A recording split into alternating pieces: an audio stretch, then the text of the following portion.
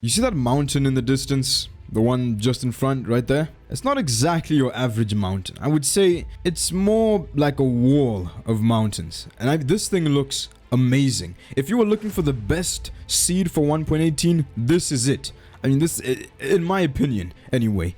If you don't want to live in a wall of mountains, you probably hate this seed then. But look at this thing. And you know, just besides the fact that it's a wall of mountains, trees all around, resources, non-stop. You want stone? It's there. You want wood? It's there. What, you want grass block? It's there. You want diamonds? Dig. And it's really peaceful too. Like, really peaceful. But just because something looks good, it's peaceful, and it seems viable, doesn't make it safe. You know what I mean? I mean, how would you get villagers into this place? It's a wall of mountains. How do you leave and come back without climbing a bunch of mountains? You know what I mean? It's just small things like that. And I'm gonna spend 100 days in hardcore. And look, if at any moment you feel like you kind of enjoyed the video, I'm inviting you to hit the subscribe button. And look, on your way down there, leave a like on the video. And while you're down there, say something in the comments. I don't know, what's your favorite food or something? And look, if you stick around, I always do my best to ensure that you have an amazing time. And what do you say we just dive into this? 100 days in Minecraft Hardcore 1.18. I've never actually done a regular Minecraft 100 days before. Let's see how this goes. On day 1, I did the classic you would expect, you know, punching trees down to make some basic tools, killing some cows because, you know, I need to eat. And then before I knew it, I found this random village that had almost nothing good in it. At this point, I was on my way to the mountain, so I decided to collect some resources while I was on my way there. There was some iron on some hills and some coal, so I collected that. And then I found another village that was right near the, you know, the mountain area. This one actually had some good resources like food and, you know, a bit of iron. This really is an amazing seed because just, you know, not so far from the mountain area, there was a pillager outpost. And that'll come in handy way down the line. And just to make sure I don't die from any mobs, I took this villager's bed and called it a night. The next day I knew it was probably a good idea to, you know, start making my base. So I started making my way into the mountain area. And again, there was some ores on the side of the mountain, so I decided to stick around the top for a bit collecting iron before, you know, heading down to the actual base area. I collected a pretty good amount of iron to start me off. This place was loaded with this stuff. I made a little camp just for, you know, while I work on my base or whatever. And then I made a shield so, you know, I don't die. I know I've said this already, but this place looks insane. Anyway, I made myself some iron tools and then finally started working on the base. I had to clear some land to make some room for the base. And then after that, I laid out the base plan with, you know, some dirt. I wasn't exactly sure how the base was going to look. I was kind of just freestyling, but whatever. It's gonna turn into a base somehow. On day 3, the base layout was pretty much done, so I just made some iron armor and then went out to mine for some stone because, you know, I need that to build my base. While mining for some stone, I did find some iron, which, you know, is good. What I really wanted by going mining was deep slate. The stuff just looks really good, like it's my favorite block by far. And then I ran into these 2 skeletons that defeated themselves in the lava. And then I found a zombie spawner that I'm gonna use as an XP farm, and then I finally remembered that I was actually down here to mine deep slate, so I got back to it. Once I was back to the surface, I replaced all the dirt that I had used to kind of lay out my base with stone brick. I know the base is looking kind of strange right now, but it'll make sense, okay? Trust me. The next day I laid out the frame for the base. I still wasn't exactly sure what type of base I was building, what kind of house it was gonna look like. I was kind of just freestyling this, but trust me, okay, it ends up fine. And then on day 5 I decided to swap out some of the wood with stone. You can imagine this is gonna make the base take a little bit longer, and I really thought I could build this in one day. The next day I started working on the top floor of the base. It was pretty much the same thing with placing the frame. And it's actually coming along really nicely. It looks pretty good, I'll be honest. And then the next day I started placing down the roof. And then on day 8 I was doing the same thing, placing down the roof. I fought a skeleton that spawned in my house, but that was good. And then I went back to get some deep slate underground and a creeper exploded like right behind me. What the frick? I went back to collect deep slates on day 9 because honestly I love this block. And then by day 10 I made this outside porch area. Again, I'm still freestyling this base. On day 11 I just did some finishing touches for the roof, but on day 12 look who entered my humble base. Like, what the flip? I had to beat these guys. There was no way I was gonna let these dudes just run around in my base. Thank goodness I didn't get the curse of something, you know, whatever the frick it's called. Day 13 was the last day I spent just entirely working on the base, and you won't believe how stressful this was. Imagine spending spending so much time on your base and a creeper spawns on the top floor. If I'm telling you right now, honestly, if that creeper exploded, the video was gonna end there. You were gonna get a 13 days in Minecraft hardcore one. You know what I mean? 14, the base was pretty much finished. I just placed some doors down and covered any holes that were not covered up. And then I focused on making a wheat farm in that back porch area that I built. You know, because I don't know about you guys, but I need to eat. The next day was also pretty much spent just working on the farm because, you know, eating is good. Okay, so at this point I was doing a lot of building and farming, so on day 16 I thought a nice change of pace would be to go down into the mines and mine for some diamonds. Now here's a quick tip: you want to find diamonds, go down to -54. This stuff is stacked down there. I found so many diamonds. Day 17 was also spent mining diamonds, except the only difference is that on day 17 I got trapped in this cave. Like, I actually got trapped. I was genuinely panicking here, but I rolled back the footage and I was able to find my way out. The next day was spent also doing a bit of mining, and then on day 19, I was fully stacked with diamond. I was looking pretty good. On day 20, I decided on getting some sheep in my base. Not that I was deciding on doing anything with wool. It felt mandatory to have some sheep in my base. Now, if you just take a look at my base, like a madman, I had no windows anywhere. So on day 21, I decided to head out looking for some sand so I could make glass and then make some windows. Now, as you'd expect, sand isn't that difficult to find. It was right there. And since I was outside anyway, I decided to collect some sugarcane before I head back home, heat up the sand, and make some actual windows. The next day I was building the fencing for the cows I was planning on bringing in. For some reason that took the entire day, don't ask. And then on day 23, a creeper almost freaking killed me. But look, on day 23 my main plan was to bring cows into the base. But the thing is, right, bringing cows into this mountain wall is it's impossible. Anyway, I did eventually make it happen, but the thing is, 2 of the cows died, so I only ended up with 1 cow in the cow pen, which, you know, that's a problem. You can't breed 1 cow. But hey, look on the bright side. Instead of bringing back just 1 cow, I brought back 2. So, you know, not such a bad day. And then on day 25, I started constructing the villager breeder without ever thinking of how I was gonna bring the villagers into this base area. Again, I used deep slate because, in my opinion, it's honestly the best block in the game. On day 26, it was pretty much done, or at least the entrance was done, and it looked pretty good. I liked where this was going. I actually ended up changing my mind from this being the entrance to this being the actual place that the villagers will be in. I don't know, that just looked a lot better in my head than having a massive door. And then I decided to make the entrance on the left of this, and you know what? It looked pretty good. I'm using fence gates at the entrance because villagers can't open that and I don't want any villagers getting free, and then I placed some beds. And the next day I was pretty much done, so I started working on the automatic feeding system. Oh, kind of automatic, okay? You'll see what I mean. You pull this lever really quickly and then it starts ticking that redstone clock, and then that should make a bunch of food fall into the pen, repeatedly instead of 1 by 1. On day 30, I realized that I need to somehow get villagers into this place, so I started planning out I'll call it a mega tunnel. It's basically a tunnel that goes right through the mountain to the other side. This should make it easier to bring the villagers in, and I don't have to make them climb this massive mountain. And before I knew it, I was at this did not take as long as I thought it was going to. Like, honestly, before I knew it, I was right at the end, so thank goodness. I thought it was gonna take like 50 days or something. Okay, so on day 32, it started to really hit me that bringing in these villagers from outside to inside this place is gonna take so long. It's gonna be mind-numbing, but I had to try, of course. I wasn't just gonna have an empty villager breeder. So my idea was to do the classic, get them in a boat and get a piston and a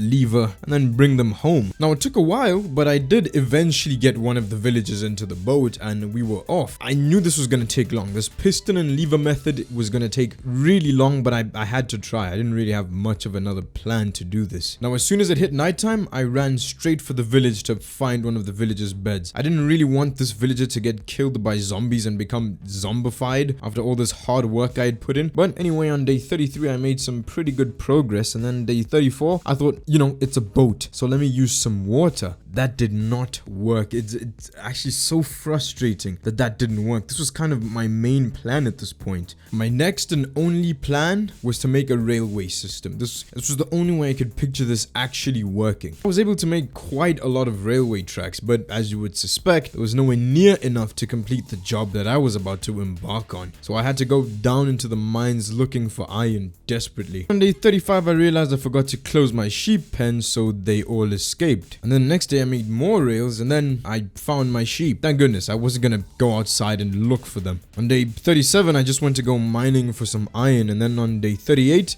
I fed my sheep and my cows. And then I was back to the villager with the piston and the boat because I figured maybe it's much quicker to just do this boat thing than do the train tracks. I just felt like it might take a little bit longer to do the train tracks than to do this boat thing. So after a while, on day 41, I actually ended up getting this guy right into the tunnel. I brought him in with his boat and the minecart. I pretty much just slid the boat over him while he was still in the minecart, and it worked. I actually had no clue you could do this. Now, everything went exactly as planned, completely smoothly, but once I got to the front door, for some reason, I really struggled to get this man into the actual villager breeder. I mean, like, how did I end up sliding him around like this? And then eventually he got stuck on the train track and I was getting frustrated, so I thought, okay, I'll do this tomorrow. I'll be fine, I'll just go sleep and everything will be okay. How wrong was I? I wish I knew. The morning of day 42, the villager that I spent so much time trying to get home was zombified. So yeah, just scrap everything. I had to spend the next 2 days collecting iron because I was gonna fully commit to the, making the rails instead of doing the whole boat with the piston thing. And then on day 45, I thought it would be a nice idea to kind of plan the area that the villagers were gonna stay in. I was going for kind of like a Japanese tower thing. I don't know, it's gonna look good, okay? Trust me. And then I spent the next 3 days collecting and just making rails because the village is really far from my actual base, and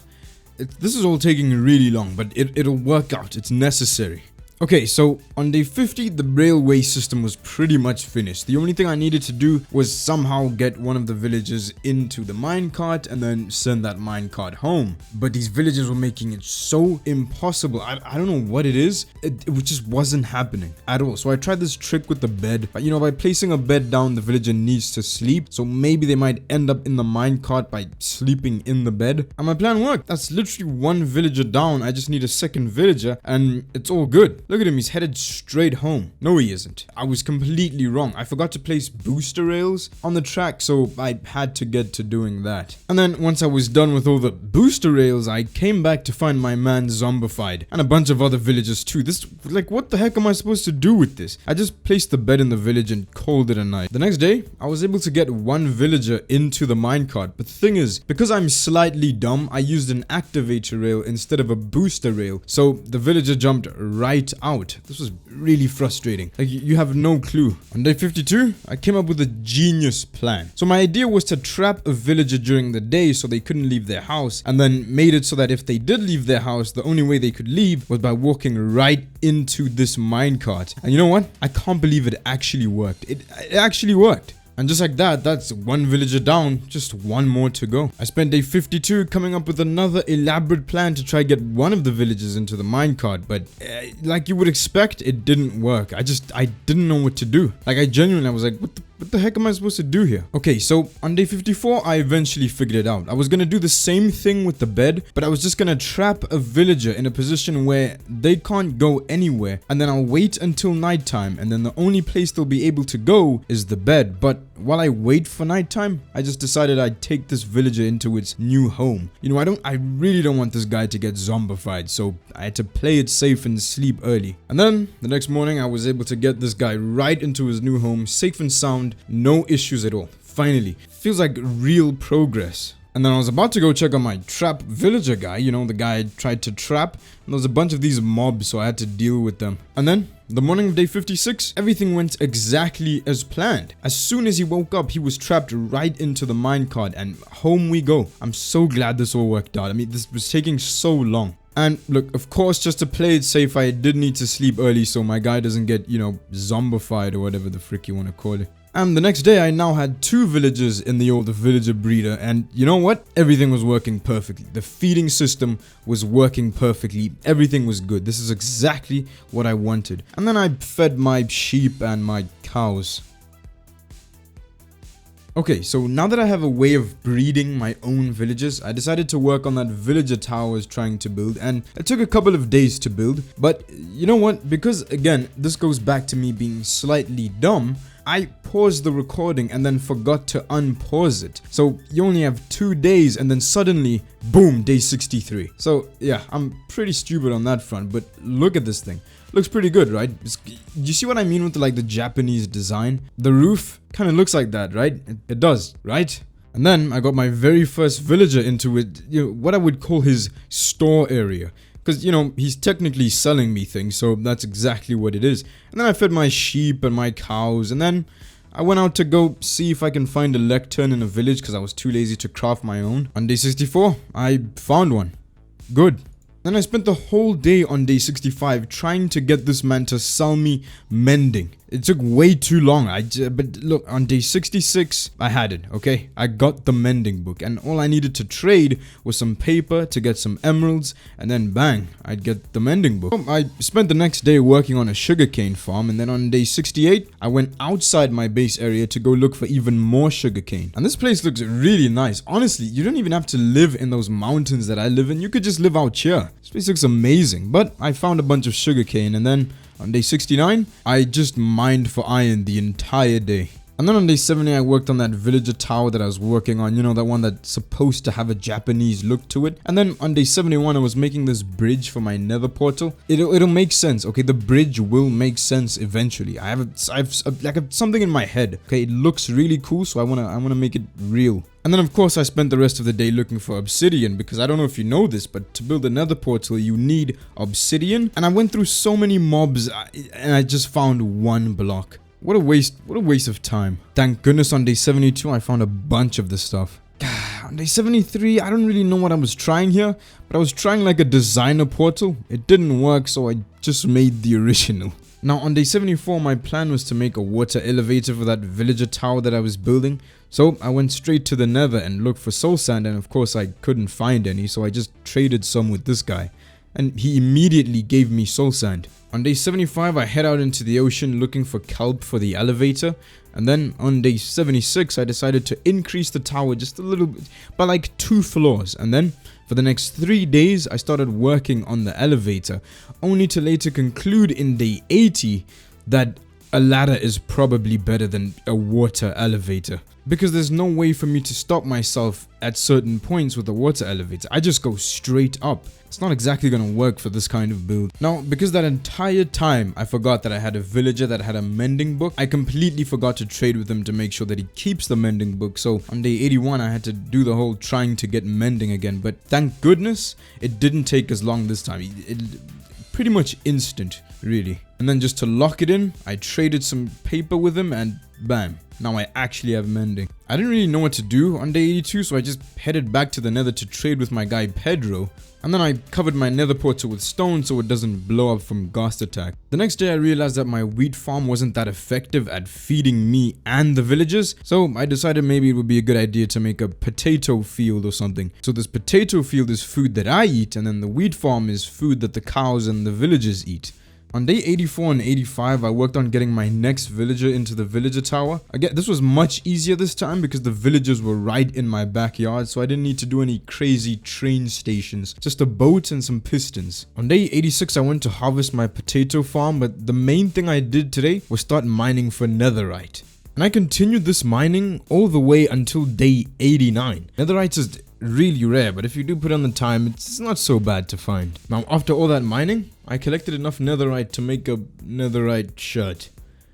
Better than nothing, I guess. On day 90 and 91, I started making plans for a man-made lake. This is just what happens when you run out of ideas close to the end of a 100 days video. You start making things like a man-made lake, but it's not a bad addition to the base, I think. I spent the next day just digging the lake and making it deeper.